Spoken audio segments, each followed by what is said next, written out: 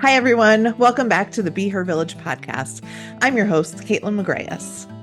I'm a mother of 3, I'm a doula, and I'm the founder of BeHerVillage, a better baby registry for moms to get the gifts that really make an impact.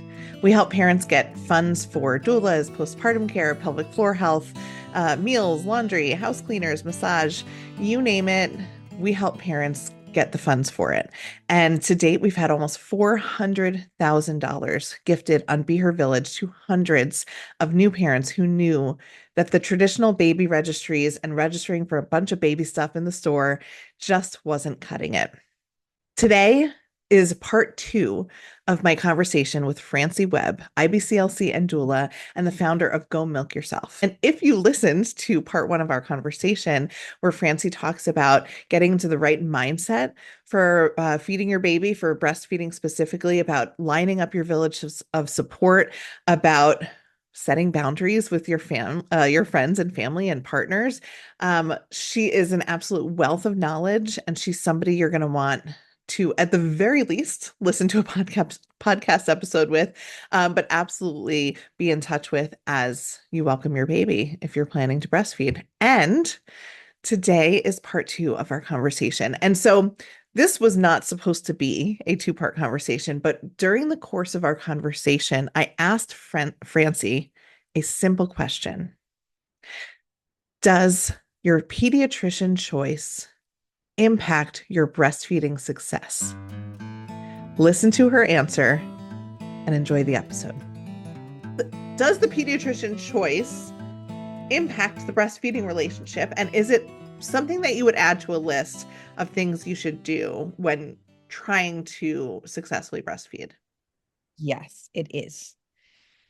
And this is such a great conversation. We did a lot of pediatrician switching in the first 5 years of my oldest's life. And honestly, it was because I would get some really crappy advice that really didn't work for me. Like there would be something that just really didn't work for me. And when we moved from New York City to Virginia in 2020, I asked one question and it sounded something like, and this was in the doulas group, because by then I was a birth professional, and I was like, I'm going to ask the people who like really see what happens on the inside, right? And I said, I am looking for a pediatrician who is not going to give me crappy breastfeeding advice. Like that, I was looking for what they were not going to do, not what they were going to do. I love it. Because, like, listen, a huge part of my story, as you know, in my big career shift from being a middle school teacher to working in birth and lactation, there's so many moments where it began, but like one of the dots that I can connect looking back is I take my 2-month-old to the pediatrician, and the pediatrician's concerned about her weight gain. And I say, and I'm like immediately panicking. And I say, well, what do we need to do? Like, what do we need to do to make sure she's gaining enough weight? And the pediatrician says, well, I think it would be smart to give her like 1 bottle a day for sure. And then we might want to consider more bottles, but we can check her weight in a few more days. And so we're talking about bottles. I'm like, okay, no problem. And finally I said to her, okay, so like, when should I pump the milk for the bottles? I love that. I know. I can feel the punchline coming. Okay. And she goes, oh, and the thing that she said next, I thought you'd think she's just going to say, oh, I was talking about formula, which she actually was. But what she said was, oh, I'm not sure that you have enough milk to be able to pump a bottle for your baby. And like looking back on it, it makes me ragey. And it makes me ragey partly because there are so many examples of like women being told that their bodies don't work, right? Throughout history and in different cultures, like that is just a thing. And second of all, she didn't know what she was talking about. Clearly, because that's not how it works. That's like the absolute, sorry, I'm going to jump in here. The absolute like breastfeeding illiterate statement that was. Yeah. Shit, I don't have enough milk. Help me make more milk. Like we can fix that. It is not a set in stone amount of milk that I make. She needs another bottle. I'll make another bottle. There's ways. There's like a flexible fluid, give and take. Anyway, I'll let you take it from here. But that statement, so great. I mean, it came When it reminds me of what, so when I was a teacher over time, I became a learning specialist and a reading and writing specialist. And I worked primarily with students who had language-based learning disabilities. And can you imagine if somebody said, let's just say the student's name was Francie, if somebody was like, oh, well, but if someone's like, oh, we've got this test coming up, or the kids are working on this project, and someone was like, oh, well, Francie can only read at a second grade level. So I'm not sure she can do this project. Like that would never be part. You'd be like, what do we have to do to support this person to be able to fulfill this project? Right. And Right. we talk a lot in teaching about like fixed mindset versus growth mindset. Like, is this the way that someone is and the only way they can ever be? Or is this a person who can grow? And it's always about how we relate to that person and listen to that person and look at that person. Right. And so she really had this like, oh, well, you are a certain way, and it is called not enough milk. And I mean, this Yeah. at the time, and those of you who have been postpartum before, you get the depth of this devastation. Like this was the worst news that somebody could deliver in that moment. And I was convinced that she did know what she's talking about and that I did not have enough milk. And I am sobbing. I am a mess. And a dear friend of mine happened to be like 41 weeks pregnant and trying to walk her baby out before she was supposed to be induced the next day. She may have even been closer to 42 weeks. And she was a close friend of mine who I'd been talking to about breastfeeding the whole time. And she was on her way to pick me up at the pediatrician because she was out for a walk anyway. And I texted her and was like, I don't have enough milk. The baby isn't getting enough weight. And she picked me up and she said, she's like, this pediatrician doesn't know what she's talking about. And I said, we're going to go buy the formula. And she said, but isn't Andrea's breastfeeding group today? And I said, yes. And she marched me straight to that breastfeeding group. And I just remember poor because I was going through something, but she was very much going through something. She really didn't want to be pregnant anymore. And I remember her dropping me off at the group and like seeing her face and being like, she really wishes she were on this side with us right now. Like, she wishes she weren't so pregnant. But I said to Andrea, I just got here from the pediatrician and she doesn't get enough weight and I don't have enough milk. And, I got to go buy some formula. And Andrea looks at me and she says, put that baby on the scale. Hmm. And my baby weighed 1 pound, 12 ounces more on Andrea's scale than at the pediatrician because they had weighed her wrong. Are you kidding me? Not. She went from 9 pounds, 2 ounces to 10 pounds, 14 ounces. And here I am thinking the incompetent part was the bad breastfeeding advice. Oh my goodness. Yeah. So, I could tell you a whole bunch more about this story, but the gist of it is she said she told me to call the pediatrician and follow up with them. And the pediatrician's office had absolutely no, like, they did not care that their scale was wrong. They were like, okay, well, do you want me to? I said, can I come back and reweigh her? And they said, oh, we need to check with the manager. You'll need to pay a copay if you do that. I'm like, no, no, no, you guys don't get it. Right. And then the woman said, would you like me to just go ahead and put the lactation consultant's weight in your baby's record? And I said, are you not concerned about giving people the wrong data in your medical office? Right. And like, I think, like, I'm hearing that person thinking, oh, it's just one incorrect number. But I'm sitting here thinking, without that friend and without Andrea, your entire breastfeeding story, maybe professional story, would have taken a completely different turn. And I'm telling you, like the level of devastation that was for me, if I hadn't had those two people in my life, I probably would have upped the formula until I weaned in like a pretty foreseeable amount of time because I would have been like, well, I just don't have enough for my baby, so I need to just give her enough. Mm. And then I need to be sad about this. But like, this is the best thing for my baby. Right. And so you can see that like I got a bit of an initiation into the choosing a pediatrician thing. And this was the pediatrician, by the way, who had rave reviews, like Really? every Upper West Side moms listserv and Facebook group and whatever was like, this is the best pediatrician. This is the best pediatrician. This is the best. So first of all, we did not change practices right away, but that's because there was one doctor that practice who we'd seen in the hospital who we thought was really cool. And we met with him. And I'd originally wanted a female pediatrician for my female child. And instead, we went to see him and we told him everything that had happened with the office. And he could not have been more wonderful about it. And we ended up seeing him for a few years after that. And so What I really want you to know is it's smart for you to choose a pediatrician who works within their scope of practice. And you, Mhm. as a person who's pregnant, is probably not thinking about what the heck that person's scope of practice is or that other person's scope of practice is. But fast forward to the current pediatrician I have for my children, who I found from posting on this doula group and saying, hey, I'm looking for someone who's not going to give me crappy breastfeeding advice. My pediatrician happens to be an international board certified lactation consultant. And she is somebody who helped me actually finish my clinical hours to become a lactation consultant. And as soon as she knew she was an IBCLC, I didn't immediately attached to the idea of she's going to be right about everything or I'm going to agree with everything. But I thought this is a person who has the context of some clinical lactation training and some, you know, kind of pedagogical, philosophical um, context that will lead to her giving me informed advice and also will lead to her caring what's important to me and kind of taking care of me in the conversations about it. Because the role of a lactation consultant is to take care of what's called the dyad, which is the person who's having the baby and the baby. And so she's not just going to be like, this is what the baby needs right now. She's going to be like, Mhm. hey, how's it going?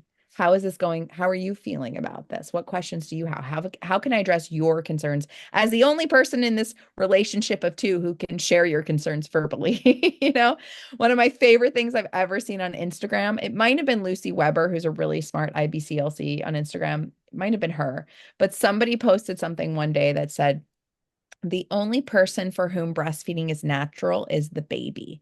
And I think about that all the time because the baby has the reflexes to like root and to latch. And sometimes there are things in their way and we need to support them. No problem with that. And it is actually natural for the baby. And they cannot, and by natural, I just mean like their bodies are designed to go do that thing if that's the choice that the family makes, right? Mhm. And and even if it's not the choice the family makes, like the baby is likely capable of doing the thing called feeding from the tap, I love. right? I thought you were going to throw out a really technical medical term, and then you said feeding from the tap. I mean, that's I it, right? love that. Like there's a tap and the baby probably can eat from it if we optimize Probably. and give them the access and whatever. And I honor people's right to choose while also like supporting the initiation and maintenance of breastfeeding. And the baby can't talk to us. The baby can't be like, hey, you're really pushing my head very hard right now. And so I Mm. can't open my mouth very wide or like arch my back or, recline my head. Or I really need a different position right now. This isn't quite working for me. Or your milk is flowing way too fast. Can you help me with that? Or like this one has way more than that one. Or like, this nipple is different than that other. They can't say to us, SOS. And so the point of telling you all of this is that I am a big fan of you choosing a pediatrician who will really listen to you. And I speak as someone, and that we could do hours of podcasts on like, I have some medical trauma in my past. I had a long time, almost 20-year misdiagnosed injury that caused chronic pain.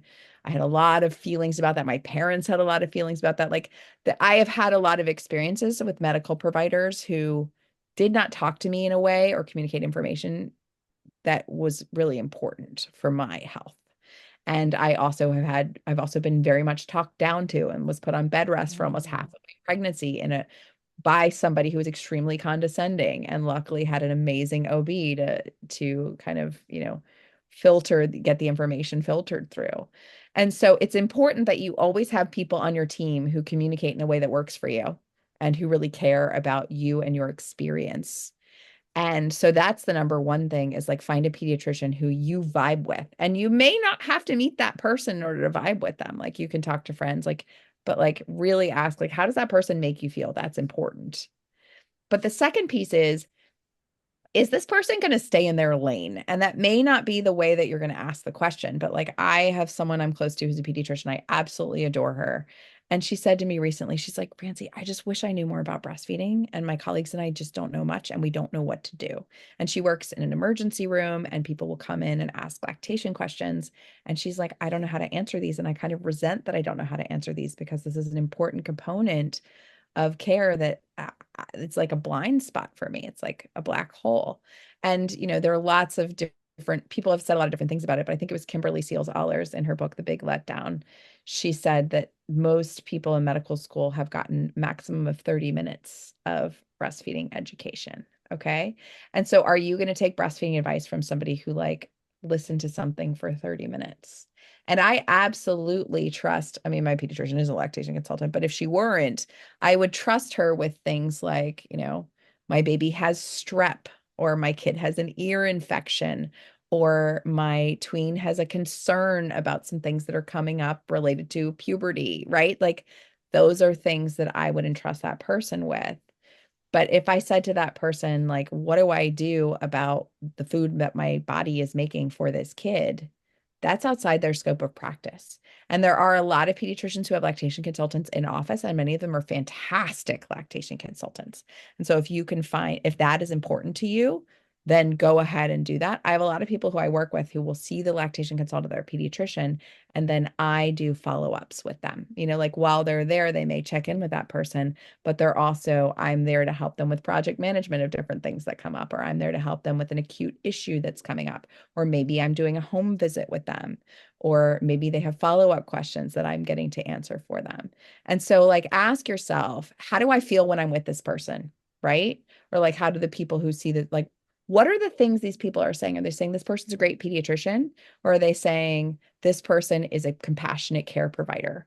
This person really walked me through that really scary episode when my kid's head was getting flat and had to get a helmet. Like if somebody has a story of this person treated me and my child with not just sage medical advice, but also compassion, and we were heard, we were truly cared for as human beings, then that's the type of pediatrician to go to. And if someone's like if a red flag for a pediatrician is they're giving you breastfeeding advice, honestly, I will. That is spectacular. I just love that. A red flag is that they're even giving it to you. and That's like, huge. listen, I thought I was pre-med from like the age of 5 until I quit when I was in organic chemistry. And I always thought I'd be a pediatrician or a neurosurgeon or orthopedic surgeon. Okay. And if I were a pediatrician right now, 100% chance I would give people breastfeeding advice. Like even if I were, I'd be like, yeah, you should breastfeed your baby X number of minutes and X number of minutes. Like I was talking to somebody yesterday and we were talking about probiotics and digestive enzymes. And I was like, hey, you might want to consider taking this digestive enzyme. And that was outside of my scope of practice. And it's because the enzyme is working well for me, or like my Yes. friend says this probiotic is great. Like it's normal in conversation to be like, hey, you might consider doing it this way. I've heard this way is great. Right. And if the pediatrician is giving you breastfeeding advice, most likely they are not staying in their lane. And most likely they're giving you some very fixed thing designed to make your life easier. Like put the baby on the breast for 15 minutes on this side, 15 minutes on that side, and then be done. And then like literally cut them off and then give them 1 ounce of formula after, or whatever it is. You like consider, is the advice that they're giving me aligned with my goals? And if it isn't, then go to the person who is Mm. trained and certified to give advice according to my goals. And by the way, the person doesn't even necessarily have to be certified. Like I ran a lactation training for a couple of years. I've trained many, many doulas to provide fantastic lactation care, some midwives, some people in other scopes of practice. And like they were not certified as lactation professionals, but they are kick boob lactation professionals. Like Kick they boob. know what they're talking about, right? And they're going to provide great care. But if you are getting breastfeeding advice from a pediatrician, ask yourself if this pediatrician actually knows what they're talking about. And I use that language in particular because I thought that pediatrician knew what she was talking about, and she actually didn't. And why did I think she knew she was talking about? Because she was a pediatrician. Like I had that automatic respect for her. And I was also extremely vulnerable and emotional and like kind of emotionally fragile. I just Mhm. had a baby. So ask around and like get whatever information you need to find out how that person treats people. And second, find out if that person is, here's a green flag for a pediatrician. You have a question about your milk production. I'd like to refer you to a lactation consultant. I love it. So I feel like this is so good because you're essentially saying like trust your gut, make sure it feels good. That which is just good advice for everything, but definitely for this one.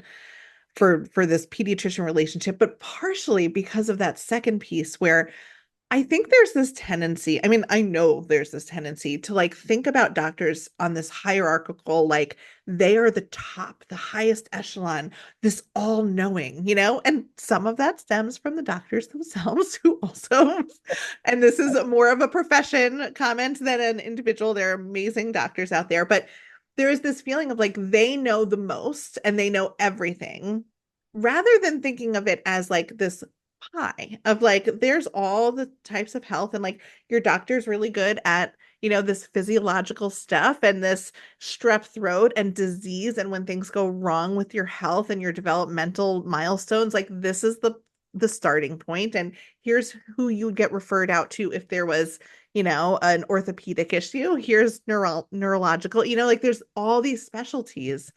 And really Yeah. what it comes down to is like the pediatrician is the first point of contact. It's just this like, it's like a referral. It's a place to know if you need a referral or not. And if they're not referring out on breastfeeding, they're doing it wrong, is essentially what you're saying. And it's Yeah.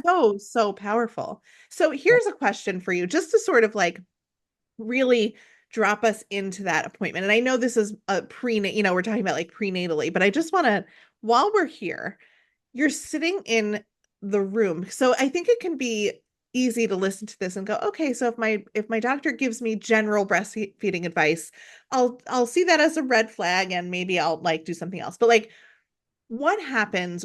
Are you talking about like when the doctor weighs the baby, right? Because that's the moment we're told we have to go for weight checks. We have to go for weight checks, which feel like health checks, right? It feels a little murkier like when you're actually sitting in that appointment than maybe. So like, is it in that moment that's when the red flag is happening at the weight checks where like the baby's not weighing enough and your doctor says the baby has lost too much weight or the baby is not gaining properly and the doctor makes a recommendation? You're saying that instead of that recommendation for formula or for supplementation or for something else, that the doctor should be saying, hey, something's going on with the baby's weight. I'm going to give you a referral for a lactation professional to help figure this out. Is that like specifically? Absolutely. Oh, I Yeah. love that. If that person wants to feed their baby with their body, then what is appropriate is for that provider to say, I'd like for you to see a lactation consultant. Now, it is also completely appropriate for that pediatrician to recommend formula. That's appropriate. That's within their scope of practice. And if they say, I'd like for you to, I'm concerned about baby's weight gain, I'd like for you to give 1 ounce of formula after every feed, like we don't usually see pediatricians being so great at project management, but that's because they can't do the kind of follow-ups and like Yes. curated care that we can do as lactation consultants, right? So I don't necessarily expect that from them.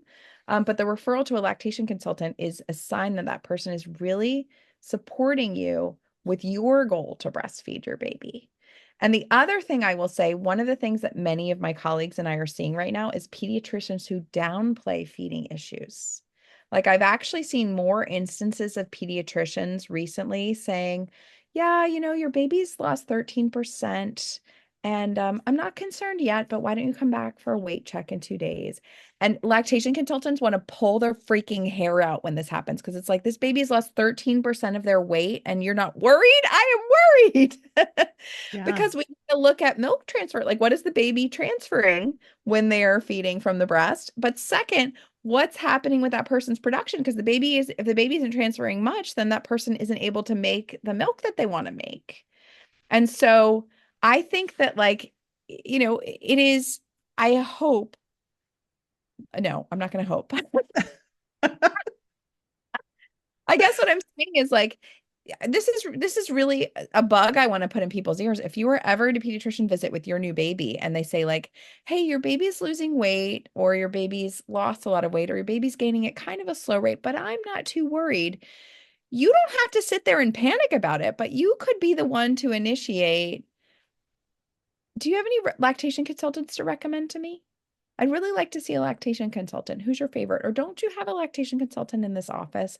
Like if you are somebody who wants to feed your baby, either you're pumping, or if some people want to exclusively pump, like if you're lactating, if you're breastfeeding, if you're chest feeding, if it is your body and there's food you're making with it, and that is important to you, then ask who is the person I can add on my team who has within their scope of practice the milk that I am making and giving to my baby. I love And it. so, that's just another place to look, is like a pediatrician is an excellent pediatrician if they're trying not to make you panic. Like, I really get this. I think it can be a compassionate move to be like, I don't want this person leaving here freaking out. But if the pediatrician's actually behind the scenes being like, oh, this baby's weight is not really coming up, and in 2 days, I'm going to have to deliver really hard news at that weight check, then like, let's get things moving upward now. And we can do that by having them add a member to their team. And adding a member to our team, I think, always benefits us. And it can feel, some people can feel overwhelmed by like getting different opinions and whatever, but like, get the opinion from the trusted lactation professional if you are interested in lactation. One of the thoughts that actually came when you said the doctor has only had 30 minutes of lactation training, like whoever has listened to this podcast already has more lactation training. Wow. Boom, right? All the physicians need to come listen to this podcast right now. Just share the link with your pediatrician. That's right. No, but actually maybe you should. Thank you so much for listening to part 2 of my conversation with Francie Webb, IBCLC doula and founder of Go Milk Yourself. As you can tell from her story, from my story, and probably from the story of many, many breastfeeding parents, breastfeeding mothers that have been through this before you, the pediatrician choice is one of the most important in your breastfeeding journey. It is, it's almost like how I say to people, hiring a doula for your birth, if you want a certain birth experience, if you value, a healing birth experience, or one where you are supported and feel, not traumatized at the end of it, you are going to want to, of course, hire a doula. That's important. But the most important choice is not your doula. Or even if you have a doula, the most important choice is your medical provider. It is the midwife or OB that you hire. And similarly, it is wildly important, of course, to have a lactation consultant, to connect with one and to line yourself up with that support. But equally as important, if not more important, is getting on board to your team a pediatrician who understands your goals, who stays within their scope, who feels good to you when you are interacting with them, and who will not, at your most vulnerable, at your most raw, in your postpartum, I'm worried about my baby, are they gaining enough weight, blurry, wonderful time, will not make a recommendation that is outside of their scope and goes against every single one of your goals. So go out there, interview pediatricians, ask other breastfeeding parents who they're using, who they like, what feels good for them, and line yourself up with that team member, right? It's just one of the many professionals that make up that village for you. Thank you guys for listening. Go into the show notes. You can find Francie's information. You can start your BeHerVillage registry. You can download our free feeding checklist, and you can get involved because we are so excited to be here helping you line up your village, understand the need for support, plan a better postpartum, and get the funds to pay for it. Until next time, I'm Caitlin McGrayus. See you then.